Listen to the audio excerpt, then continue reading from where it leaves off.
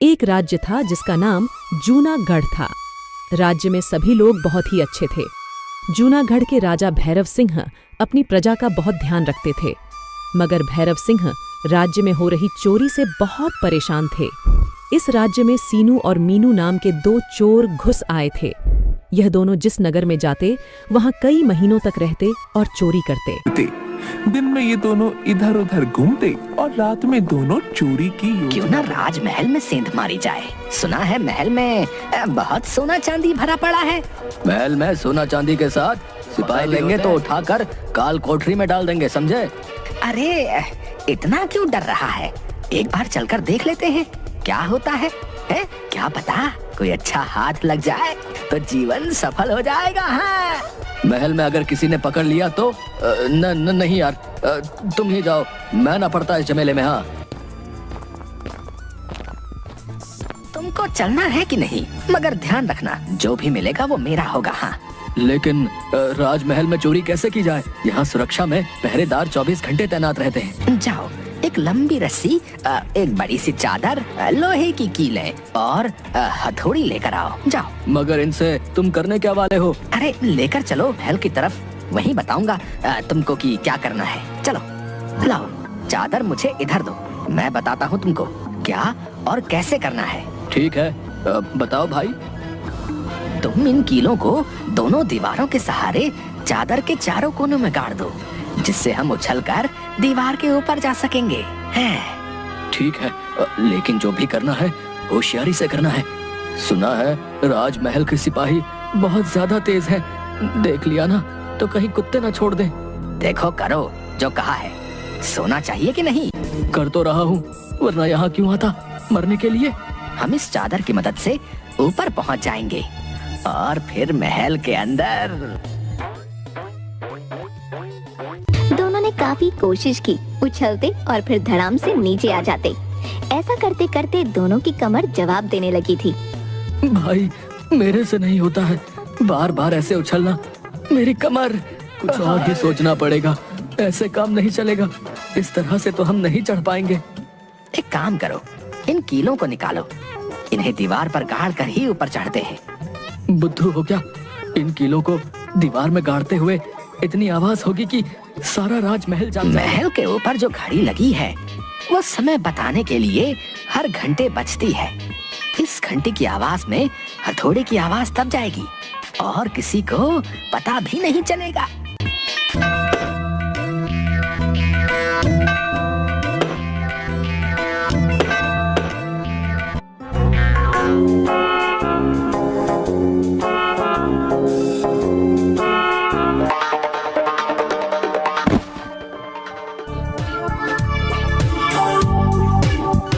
देखो, मैं इधर दिखा। गुम मत हो जाना, मुझे ये महल भूल भुलैया लग रहा है। ठीक है ठीक है, जाओ देखो, और कुछ भी अजीब लगे तो कोयल की आवाज में इशारा देना। अच्छा रुको, तुम कुछ मत बोलना, तेरी आवाज तो कौवे की ही निकलेगी। और कुछ भी बोले जा रहे हो तुम? मेरे साथ ही चल यार, कहीं गुम हो गए तो लेने के देने ना पड़ जाए। दोनों महल के एक एक कोने में देखने लगे।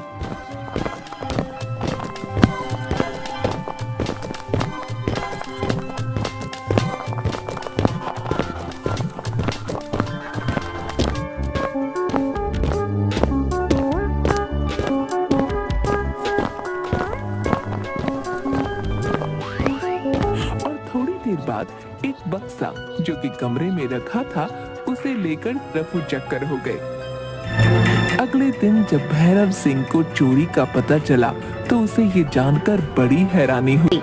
इतनी सुरक्षा के बावजूद भी कैसे कोई राजमहल से चोरी करने में कामयाब हो सकता है? आप तो बड़ी बड़ी डींगे मारते थे कि हमारे महल में परिंदा भी पर नहीं मार सकता। आपकी नाक के नीचे से आपका कीमती सामान चोरी। महाराज को गुस्सा आया और चोरी की चिंता दोनों को सताने लगी, क्योंकि उस बक्से में सोना चांदी के जेवरात से ज्यादा कीमती चीज थी। राजा ने नगर में सिपाहियों की संख्या बढ़ाने का आदेश दे दिया। कोई भी व्यक्ति रात में घूमता नजर आए तो चोर समझकर गिरफ्तार कर लिया जाए। उधर दूसरी ओर दोनों चोर बक्से को लेकर महल के बाहर सीधा जंगल में चले गए और वहाँ उस बक्से को खोला तो उसमें एक कोट दिखा, जिसको देखकर उनका मन बहुत उदास हुआ।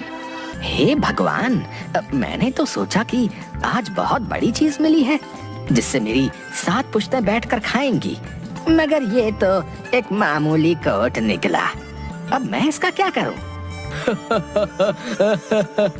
क्या हुआ, ये हाथ लगाते रहे इतनी मेहनत के बाद? कोई नहीं, जो लगा वही सही, मगर ये भी देखने में कीमती लग रहा है। खिरजू ने वो कोट निकाल कर पहन लिया और अचानक गायब हो गया। बिरजू को ये देखकर बहुत अचंभा हुआ और वो डर गया। खिरजू, खिरजू, कहाँ है तू? खिरजू को बिरजू की बात सुनकर हंसी आई। क्या? कैसी बात कर रहा है? तेरे सामने तो खड़ा हूँ। नहीं खिरजू, सामने कहाँ है? तू दिख नहीं रहा। आज मुझे डर सा लग रहा है। क्या सच में? ये कोई मामूली कोट नहीं है, इसमें जादू है और मैं अब इस कोट की मदद से गायब हो सकता हूँ और कुछ भी कर सकता हूँ। अब देखना इस सुनार को कैसे चूना लगाता हूँ। सही बोल रहा है भाई, ये लोगों को बहुत लूटता है। आज इसकी बारी है। लीजिए बहन जी, ऐसे खरे सोने से बने आभूषण आपको पूरे जूनागढ़ में नहीं मिलेंगे। हाँ, एक बार आभूषण लेकर जाओगे तो हमेशा मेरे ही गुण गाओगे। बिरजू गायब होकर सेठ के कान में उंगली करता है। अबे कौन है? क्या हुआ जौहरी जी? अरे कुछ नहीं, कुछ कान में चला गया था। आप आभूषण पसंद कीजिए। बिरजू दोबारा एक बार उसकी कनपटी पर चपाट लगाता है। अबे कौन है यार? किसने मारा मुझे? सामने आओ। अरे जौहरी जी, क्या हो गया? अब आपकी तबीयत सही नहीं लग रही, आप आराम करिए, हम लोग कल आते हैं। अरे नहीं, सब ठीक है। वो ऐसा लगा किसी ने मुझे जोर से मारा। रुकिए तो, आप आभूषण तो लेते जाइए। मेरे ग्राहक भाग गए। क्यों बे, आज शेर को 1.25 शेर मिल ही गया ना। और बिरजू उसकी दुकान से कुछ गहने लेकर वहाँ से निकलता है। उड़ते हुए गहने दुकान से बाहर जाते देखकर सुनार डर जाता है और चिल्लाता है। अरे बचाओ, ये क्या बला है? अब भूत। महाराज, मैं दिन दुखियारा आपकी नगरी का रहने वाला हूँ। मैं बहुत मेहनत से अपने खेत में अनाज उगाता हूँ। तुम्हें क्या समस्या है, ये बताओ। महाराज, मुझे नगर में हो रही चोरी पर आपसे बात करनी है। क्या चोरी हुआ है तुम्हारा? मेरी बकरी चोरी हो गई है। क्या बकरी चोरी हुई? दरबार में जितने भी लोग थे सब उस किसान पर जोर जोर से हंसने लगे। किसान ने देखा कि सब उस पर हंस रहे हैं, उसे बहुत तेज गुस्सा आया और किसान बोला, महाराज, आप यहाँ के कर्ता धर्ता हैं, आपको ही मेरी बात को सुनना और समझना चाहिए, मगर आपके दरबार में मेरी बात पर हंसी उड़ाई जा रही है। किसान को गुस्से में देख राजा और मंत्री ने उसे शांत होने को कहा। तुम इतने गुस्से में क्यों हो? एक बकरी ही तो है, आ जाएगी। मंत्री, ये क्या सुनने को मिल रहा है? नगर में चोर है, मुझे कोई खबर नहीं है, ऐसा क्यों?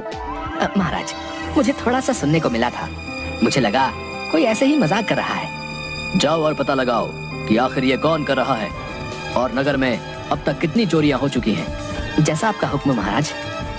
मंत्री ने नगर में जाकर छानबीन की। चोर इतनी सफाई से चोरी करता है कि किसी की पकड़ में नहीं आता है। सभी का मानना है कि वो किसी की आंख से काजल चोरी कर लेगा तो भी किसी को भनक नहीं लगेगी। मंत्री ने सारा हाल महाराज को बताया। महाराज अपनी बीती किसको सुनाए कि उनके महल में खुद ही चोरों ने चोरी की है। मंत्री जी, कोर्ट की वजह से चोर चोरी कर पा रहा है और किसी को पता नहीं लगता है। चोर को पकड़ने की मेरे पास एक योजना है। अपने 4 पहलवानों को बुलाओ। मंत्री जाकर 4 पहलवानों को लेकर दरबार में आता है। सुनो, आप लोग मेरे खास लोगों में से हो, मैं आपसे ही बोल सकता हूँ। महाराज, हमें यहाँ बुलाने का क्या कारण है? आज्ञा दें।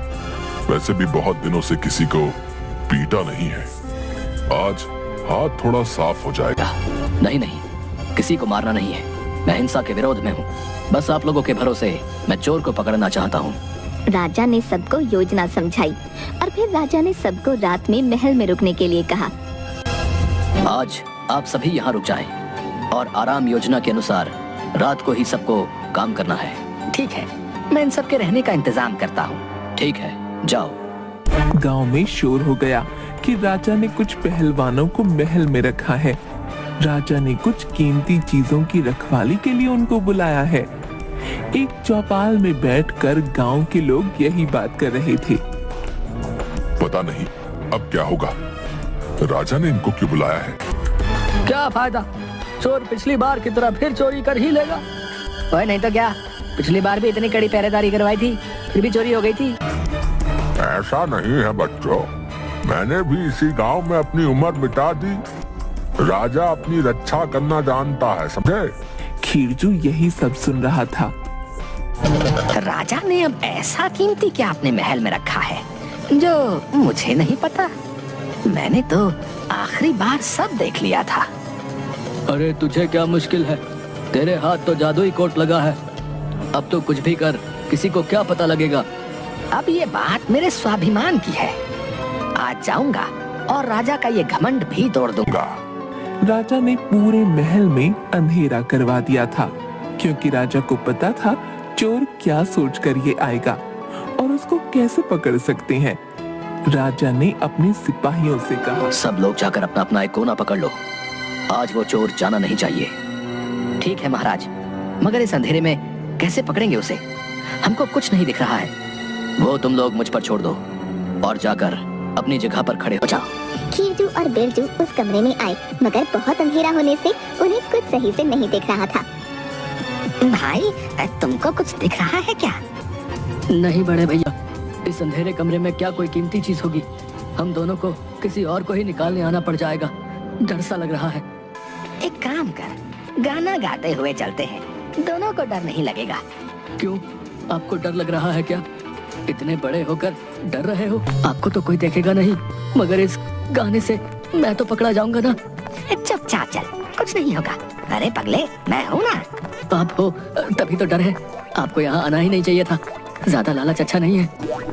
दोनों डरते हुए गाना गाने लगे, क्योंकि अंधेरे से दोनों को डर लग रहा था। अब क्या, सब लोग उनको पकड़ने की राह देखने लगे। मगर जैसे ही राजा ने चांद की रोशनी को शीशे की मदद से कोट पर मारा, तो कोट पर से भी रोशनी निकलने लगी, जिससे राजा को पता चल गया। तभी उसने चोरों को पकड़ने का आदेश दिया। पकड़ो पकड़ो, ये चोर ही है और ये मेरा कोट पहन के ही आया है। क्या कहा? अरे इस रोशनी के पीछे जाओ, ये उस कोट से आ रही है।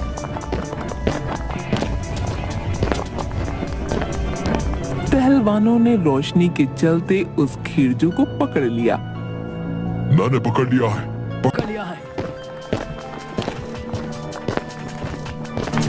इसका मुंह तो देखो कौन है जिसने हमारे महल में घुसने देखो की। कौन है नामुराद जिसकी इतनी हिम्मत हुई ऐसा करने की।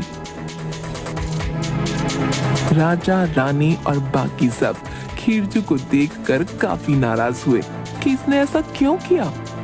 खीरजू को पकड़े जाने पर अपनी करनी पर पछतावा हुआ। फिर उसने राजा से माफी मांगी। मुझे माफ कर दीजिए, मुझसे गलती हो गई। नहीं, हर गलती की एक सजा होती है। तुमको भी तुम्हारी गलती की सजा मिलेगी। मैं हर गलती की सजा चुका दूंगा, मगर मुझे इतना बता दो, आपको कैसे पता चला कि कोट मैं पहन कर आया हूँ? मेरा वो कोट जादुई है, ये तुमको चुराने के बाद पता चल ही गया होगा। मुझे ये कोट मेरे पिताजी से और मेरे पिताजी को ये एक जादूगर से मिला था।